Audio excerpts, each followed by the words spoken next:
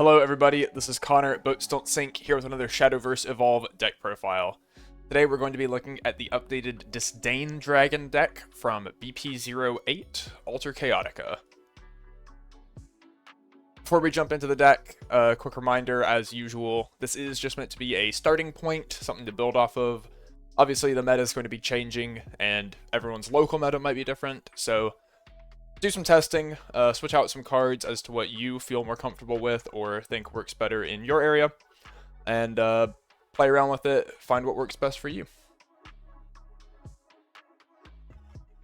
Taking a look at the deck here, pretty straightforward list. We're just playing playsets of most of the Disdain cards. We're playing all of the new Disdain cards that we got in BP08, along with a couple other new cards. And then just some generic good dragon support, Draconeer, Dragon Oracle, Phylene. So nothing too crazy, lots of just consistency. It's one of the main focuses here, one of the issues that Disdain kind of had in BP05, just finding all of its combo pieces. And most of the new support here has just been focused on increasing that consistency.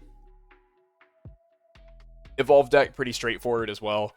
Just playing two of most of our evolves, 3 Galmu, since she is going to be the thing that we want to evolve the most, as well as 1 copy of our new finisher, Azita Haka. As always, you can check out the deck log page for this deck using the code in the bottom right, that is going to be 102M4, or the link in the description. Taking a look at our breakdown here, the curve is pretty typical of a lot of decks in this set. 1s, 2s, and 3s make up the majority of the deck. The only 4 we have is Forte, 5 is Galmu, 6 is Azita Haka. We're on 27 followers and 13 spells, which, after building this list and like looking through the cards, actually surprises me that our spell count is that low. That doesn't seem right. No, that is right, I guess. Yeah, that seems lower than I feel like this deck's spell count should be. It feels like the spells are pretty important in this deck. 27 followers. Obviously, this is a mid-range kind of deck. We are follower-focused. We're also a lot of sort of like removal effects, card advantage effects as we're pushing damage. And thankfully, a lot of our lower-cost followers, like our 1s, 2s, and 3s, are going to have effects that scale well into the late game. Kind of a cool thing that Dragon gets to do in general due to the overflow mechanic, allowing a lot of your cards to gain extra effects from turn 7 onwards, or 7 play points onwards. Jumping into the specific cards that we've got here, first up is Disciple of Disdain. This is a 1-cost 1/2. Activated ability, pay 0. Select a follower on your field and deal it 1 damage. This ability can be activated once per turn. At first glance, if you're not familiar with the archetype, this effect is going to seem rather useless. Why would you want to deal damage to your own followers? However, that is the entire goal of this deck. We have a handful of cards in the deck that all have effects that activate when they take effect damage or ability damage during your own turn. So this is a 0-cost way to activate one of those abilities for free each turn. He is going to be a pretty important part of our strategy. Obviously, activating all of our abilities is like the goal here. We want to be able to use them. He's not like a critical piece that we have to have, but being a way that we can play him for 1 play point and just have ways to turn on any of our effects. And if our opponent doesn't answer him, we get to do it multiple times throughout the game. It can be very good, very efficient way to just sort of pressure our opponent. Next 1-drop we have is Phylene, White Frost Dragonute. While not a part of the Disdain package, she does see play in a wide range of Dragoncraft decks, just due to a good generic effect here. She's a 1-cost 1/3. Fanfare, select an enemy follower on the field and engage it. It does not refresh during its controller's next start phase. This is a pretty good way to stop aggressive decks. This format, it'd be quite good against things like Thief Sword, where you can just lock down their turn 1 play, don't let them swing with it turn 2, sort of save yourself from an attack's worth of damage, while you stall a little bit longer to find efficient removal for it. Her other effect is Fanfare if Overflow is active, so 7 play points onwards. Search your deck for a White Frost Whisper, put it into your EX area, and then shuffle your deck. White Frost Whisper is a 2-cost spell that's going to destroy an engaged follower, and then if we have Phylene, it'll deal 2 damage to our opponent.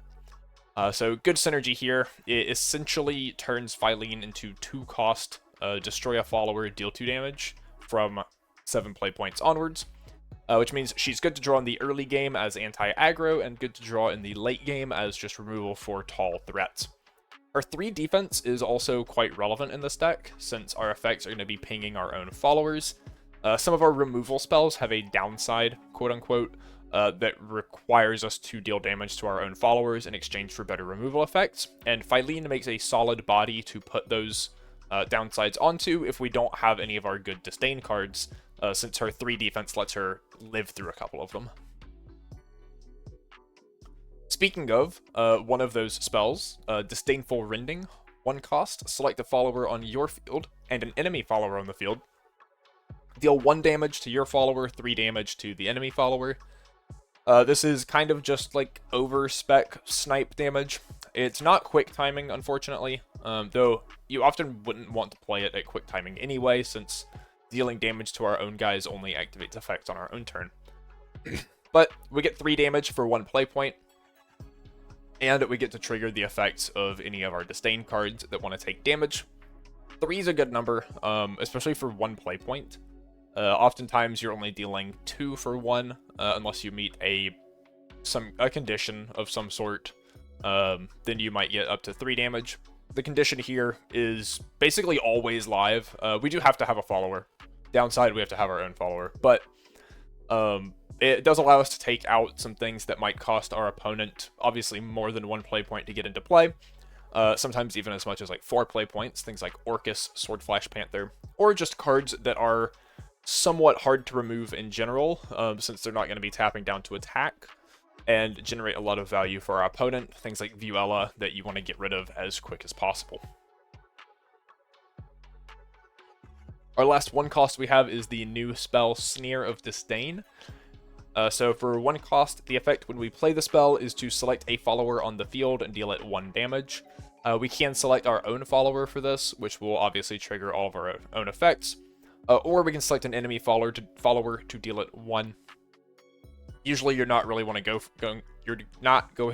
to go for that.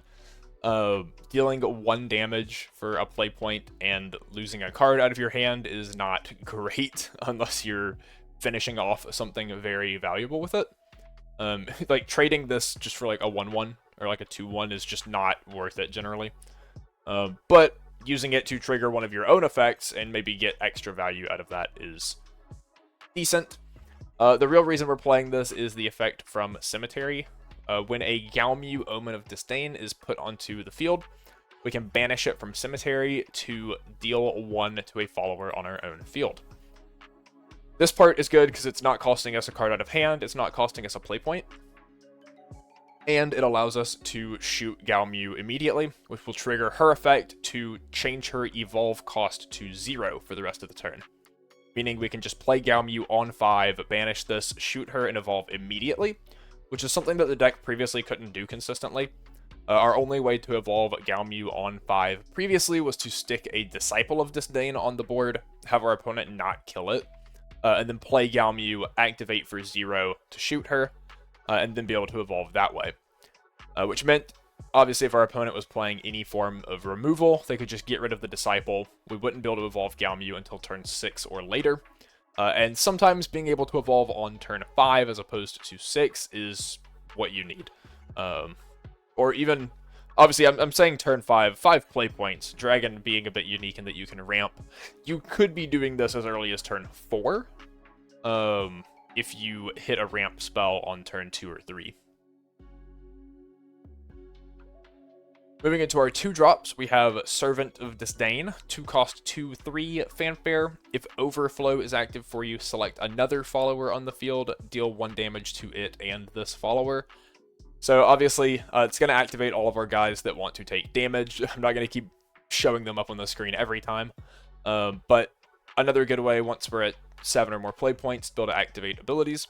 However, he does also deal damage to himself, which means he will activate his own ability as well. and that is during your turn. Whenever this follower takes ability damage, draw a card. And we do have a bunch of other ways. He doesn't have to activate his own ability. Obviously, we have some of the cards we've looked at already, as well as a few 2 costs that we're going to look at that we can play in the early game if we want to be drawing cards off of him. Overall, this card is very important to the deck. This is a sort of combo deck, in addition to being a mid-range deck, where we want to basically draw Galmu and use Galmu in conjunction with the other Disdain cards to burn our opponent out. And being able to draw a lot of cards off Servant of Disdain is the best way to sort of assemble all of our pieces. If the 3 defense on your Servant of Disdain is you drawing 3 cards off of him, that's the best case scenario. He is also a decently threatening body to attack your opponent with, if only for the reason that if they don't want to take the 2 damage and they try to use a quick timing removal spell on him, you still get to draw a card. Assuming it's damage, right? If they try to, like, surefire bullet him or something like that, to kill him, you still get to draw a card, which is pretty rough for your opponent. It makes them kind of incentivized to just take the 2 damage, which can make it easier for you to reach kill range at the end game. The next 2-drop follower we're playing is a new card from BP08. This is the Zealot of Disdain. 2 cost 2/2. Fanfare, deal 1 damage to each follower on the field. This is your followers and your opponent's followers, which means obviously it is going to activate all of your abilities. But it's also decent for, like, sweeping token decks. Right now in BP08, we have the Puppetry deck. Obviously, there's people already talking about the BP09 Vampire deck, which plays Forest Bat tokens. And I know some people are messing around with it in BP08 as well, since we now have cards like Cudlack, etc. But in general, this is great for sweeping decks that just want to, like, go wide. And even decks that aren't, like, token 1/1 decks, decks that play followers in general, chipping everything down by 1 can make it a lot easier to hit kill range on them with various other effects we have. So the 1 damage is never really, like, irrelevant. And being able to trigger all of our own effects at the same time is even better. Including her own effect. During your turn, when this takes ability damage, deal 1 damage to each enemy leader. And similar to Servant of Disdain, this damage just sort of chipping in on our opponent a couple times throughout the game can make it that much easier to get in lethal damage at the end game. There can be a big difference a lot of the times between the opponent being at, like, 7 versus 8, or 6 versus 7, where, like, 1 extra damage or 2 extra damage throughout the game means we have a lot of extra different ways to kill our opponent. Next up, we have Dragon Oracle. This card doesn't need too much explanation, it ramps us. Obviously, you never really want to be playing this as a 2-cost draw card, that's not very good. But though if you draw it at the end game, maybe you have to. Usually you're going to be wanting to run this out on turn 2 or 3 to increase your maximum play points by 1, which ramps you, puts you a turn ahead of your opponent. 2 turns ahead if you go first, kind of. Some decks, some, like, ramp dedicated decks, people will argue that you want to play this on, like, turn 5, right? So you skip 6 and get overflow on the next turn. In this deck in particular, since we're not a ramp dedicated deck, that's not quite as good, since we do have things to be doing on turn 5, like playing Galmu. And even turn 6, we have plays like Forte or Galmu. So usually this card's a card you want to be seeing on, like, turn 2, maybe turn 3. Especially since going first, we don't have great turn 3 plays. Most of our 3-drops want to evolve. Meaning going second, we have the Evo point, but going first, if we can skip 3 play points, go straight to 4 to evolve them, and then drop Galmu on 5. That is the ideal scenario here. But yeah, good card. Lets us just sort of win games even harder. The next 2-cost spell we have is Total Domination. This deals 2 damage. Well, select a follower on your field, deal 2 damage to it, and each enemy follower on the field. So 2 damage sweeper, kind of like Zealot of Disdain, except 2 damage instead of 1, right? So it's still going to clear those token decks, except it's also going to clear probably a decent number of the cards in, like, Thief Sword. They have a lot of X2s, and a few other, like, aggro decks, which is nice. Clearing X2s for 1 card is very valuable. It can be a big blowout against, like, field-based decks. However, it also has the text that if we have Galmu on our field, we deal 2 more damage to each enemy follower. And this is where this card really shines, why we're playing 3 of it right now. Previously, a lot of the decks in set 5 and 6 only played 2 copies of this card. It wasn't always super relevant. However, dealing 4 to the opponent's board, it's not 5. 5 is way better, but 4 lets us get a lot of cards in, like, the puppetry deck into range of our other effects, finishing them off. And since Galmu's evolve ability allows us to recast a 2-cost from Cemetery, which can be this Total Domination, and it will trigger her evolve's ability to deal 3 damage, it gives us a way to, like, on curve answer the large puppetry boards. And even, like, the large sword boards, once they start putting out X3s, X4s, and trying to go wide with them. This lets us board wipe those just instantly. And it makes it a card that we always want to see before our Galmu turn, so that we can get it into Cemetery to be able to recast off the Galmu evolve ability. So we're playing 3. It's a good card, this format. We do have a discard out if it's, well, to get it in Cemetery before Galmu turn, but also just in matchups where it's not good. Obviously, you're not going to need this card in, like, Lashena matchups or whatever. Maybe not even in 2-cost Abyss matchups. But I think it's important enough in the puppetry and sword matchups that we want to play 3 of it here. Next up, we have White Frost Whisper. This is another 2-cost removal spell. Costs 1 less to play if Overflow is active, which is great. Select an engaged enemy follower on the field and destroy it. If there's a Phylene White Frost Dragonute on your field, deal 2 damage to the selected follower's leader. So, destroying an engaged enemy follower, this is 2-cost destroy a follower, so it can hit really big things for really cheap. Downside, obviously it has to be engaged, which means we unfortunately don't get to kill a lot of important cards before they swing. This is mostly good for killing either evolved followers that rush in to kill one of your followers, or big wards that your opponent taps down on their own turn anyway, or if we have Phylene herself, since her fanfare lets us engage an enemy follower and search this spell, we can use it to kill anything at that point. So, good removal spell. We play 2. You kind of run into the issue where, like, some of your Phylenes, if you draw White Frost Whisper early, a Phylene late might not have any search targets left, which is why decks usually play more Phylenes than Whispers, so that if you draw the Phylenes early, you can still search your Whispers later. Previously, I've played like 3 lines of this. I think now that we have more Disdain cards in general, you can cut down to a 2/2. You'll see 3/2 lines as well. I'll talk about some card numbers you can change later, but this card is good even without Phylene, right? It is still destroy an engaged follower. It can answer like Lloyds to let you get through those like 5 defense wards.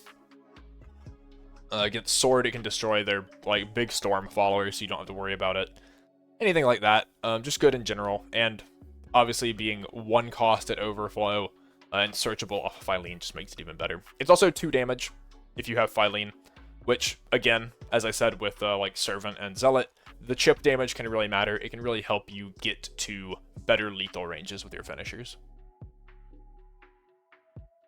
Moving into our 3 drops, we have Apostle of Disdain, 3 cost 2/4. During your turn, when this takes ability damage, give it +1 attack and a storm. So unlike most of our other cards where they're like card advantage or removal, this one is just straight face aggression. It is something we definitely want to get some swings in with throughout the game. However, it does also evolve into card advantage, like our other guys. On evolve, you can discard a card, look at top 5 of your deck, add 2 Omen cards to your hand, and put the remaining cards on the bottom of your deck in any order. The big part of this, it lets us discard cards. So this is everything we can grab, which is most of our deck. I say most of our deck, probably most of our deck. It's 8 different cards. We're playing playsets of most of them. Important parts are where it helps us get Galmu to hand. And since most of our cards work together, they have synergy. They want to be drawn in packages. Adding 2 is really good. It usually lets us add 2 cards that will interact with each other. But it also lets us discard Sneer of Disdain and Total Domination. Total Domination, rather. These cards aren't cards that we always have time or want to play before we get to our Galmu turn, but they are cards we want in Cemetery often on our Galmu turn. So Apostle of Disdain gives us a way to discard them before we get to playing Galmu, which helps the flow of the deck quite a lot. Next up, we play Draconeer, Knuckle Dragon, 3-drop, 3/3. Fanfare, it summons a Draconic Weapon, which gives one of your Dragoncraft followers the Armed trait and +1 defense by sacking it. We don't care about the Armed trait in this deck outside of Draconeer himself, but the +1 defense is quite good. Since we're shooting our own followers to activate effects, it basically lets us get an additional activation of effects off of them by giving them 1 extra defense to shoot them 1 additional time. Draconeer evolves for 1 into a 4/4. Select an enemy follower, deal it 2 damage. If there's another armed follower on your field, deal 4 instead. This basically just means we have to have another Dragoncraft follower on our field to use the weapon on to make it armed, and that immediately fulfills Draconeer's condition. He is slightly better than Dragon Warrior most of the time. Sometimes he'll only be able to deal 2, but most of the time he'll deal 4.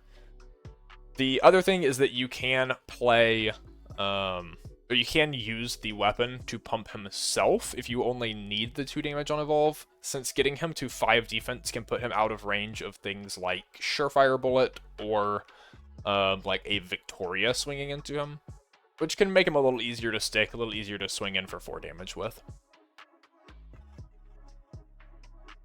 Next we have Dragon Soul Princess. This is a new card from BP08 as well. 3 cost, 3/3. Fanfare, look at the top 5 cards of your deck. You may put a Wormkin follower from among them into your EX area. If Overflow is active, it costs 3 less to play this turn. Put the rest on the bottom of your deck in any order. This is a huge consistency boost for the deck. Getting a Wormkin is really important. Most of the Disdain cards, all of the Disdain cards rather, that are followers are Wormkin trait. Previously, this did not matter much, because Dragon Tamer was kind of the only card that cared about Wormkin, and you weren't going to play Dragon Tamer anyway. But now, we can add pretty much any of our Disdain followers, in addition to Draconeer and our new finisher, Azudahaka, off of Dragon Soul Princess. And if we're adding any of our bigger cards in the late game at Overflow, they cost 3 less to play, which essentially means that the Dragon Soul Princess herself was 0 cost. And was just drawing us into things we wanted. So this is a really huge consistency boost. Really also helps us see Galmu by turn 5, or 5 play points, when we want to start pressuring our opponent with her. Now moving into our top end options, we have Dark Dragoon Forte, 4 cost, 5/1 Storm. She hits face, evolves for 2 into a 7/3 Storm. With Aura, which makes her one of the best ways to hit face through removal, since our opponent can't select her like at quick timing to shoot her with a removal spell. She basically always gets in 7 damage as long as our opponent doesn't have a ward, which obviously really helps us close out games. We only play 2 of these now. Previously, the deck played 3. We only play 2 now because we've diversified our top end a bit into Azudahaka as well. Galmu, main boss monster card of the deck, the Omen of Disdain. 5 cost, 5/5 during your turn. Whenever this follower takes ability damage, change its evolve cost to 0 for the rest of the turn. Previously, as I've said, the way we had to do this was Disciple of Disdain sticking on board and then paying 0 to shoot her. Now that we have Sneer of Disdain, this is a lot more consistent to just be able to do, as soon as we play the Galmu, shoot her, change evolve cost to 0, evo her just on curve. She evolves into a 6/6. On evolve, select an Omen card that costs 2 or less in your cemetery, play it for 0. Usually these are the cards we're going to be playing, just kind of depending on the scenario. Disdainful Rending gives us single target removal. Total Domination gives us sweeper removal. Servant of Disdain draws us cards, and Zealot of Disdain gets us a bit of face damage. And all of them, since they deal damage to our own followers, will be able to trigger Galmu's second effect, which is during your turn when she takes ability damage. Select an enemy leader or enemy follower on the field and deal it 3 damage. This can be used as follower removal if you really need to clear wide boards. As I said, against puppetry, doing something like Total Domination to 4 damage their board and then activate Galmu's effect to finish off like a 5 or 6 defense follower by shooting it for 3. This can be a good way to just immediately answer, say, like an Anastasia turn. You could even use this to, like, you 4 damage their board, 3 damage shoots the Anastasia, and then swing the Galmu into the Lloyd.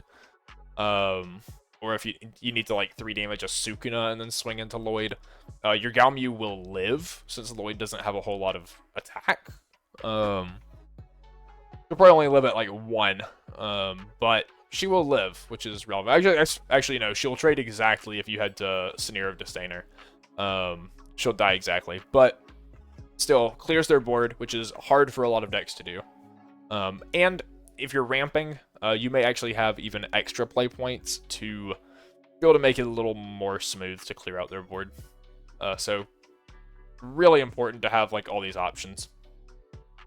Generally, though, when you shoot her with these effects, you're just going to be going face damage. Galmu is a way that you can get, 6, 9 damage a lot of the time. Just burn damage straight to your opponent's face. It is going to be how you kill your opponent. And lastly, we have Azidahaka, the 6-cost 5/6. Fanfare, turn 3 face-down evolved followers in your evolved deck face up. Select an enemy follower on the field and destroy it. This seems like a very strange cost, but you're only playing this card pretty much when it wins you the game, so like you don't need your evolves anymore. And his evolve version cares about how many we have face up, so it fulfills that on its own. But yeah, the big thing here is Forte can't attack through wards.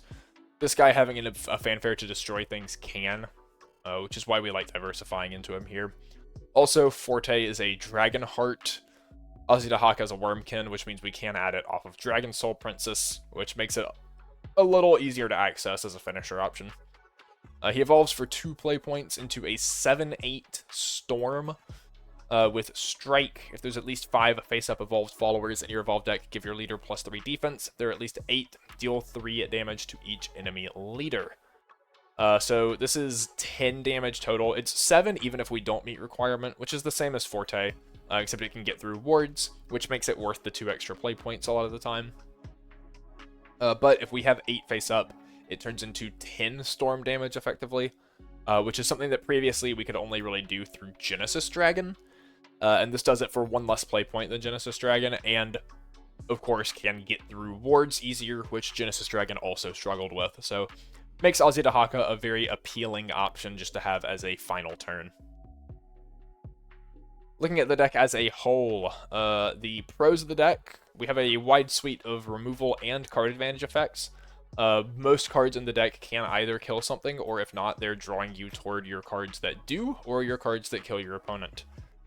We have strong sources of burn damage to avoid having to deal with interaction, Galmu mainly being our big one, but also Zealot of Disdain, White Frost Whisper, and even Azidahaka's strike effect can get us a bit more effect damage.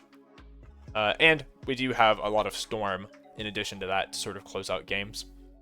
And just the potential to ramp off of Dragon Oracle can allow for outpacing other decks. As I said, it's quite strong that you're able to get into your positions to answer board using Galmu by the time like Puppetry can make its big boards, because that's one of the issues with dealing with decks like that is they're often, in this format at least, making their giant boards on an earlier turn than most decks can answer them. So being able to ramp and sort of preemptively get in a position to have answers is really good. Makes this really meta relevant. Some of the cons, however, since all of our cards are synergy reliant, they need multiple, like multi-card packages. It can lead to a bit of inconsistency where you either draw too many enablers and not enough payoffs, or too many payoffs, not enough enablers, anything like that. Seeing the wrong cards at the wrong time can be pretty unfortunate. It's also kind of difficult to win the game without sticking multiple finisher cards. One Forte, one Galmu, one Azidahaka is usually not going to be enough. Just because, unlike a lot of decks, our early and mid-game cards don't push for a ton of damage. Obviously, Apostle of Disdain does have Storm. Zealot can ping. Servant hopefully gets to swing. Draconeers are like a 4/4. These cards might get through, but they're primarily consistency pieces and removal pieces to help us survive into the late game. They're not always going to be pushing damage that lets us stick like one big finisher to kill our opponent. We will usually need at least two, if not more, copies of like Forte, Galmu, Azidahaka to be able to win, and not seeing those can feel pretty bad. Obviously, that's an issue with a lot of decks, but I think it's exacerbated here a bit, where your mid-game cards aren't carrying as much damage weight as they are just consistency. So here is the deck as a whole. I think the biggest thing you can sort of change here is just some of the card counts. You'll frequently see decks go down to like 2 copies of Total Domination, but have 3 Phylines. You could cut the Fortes entirely.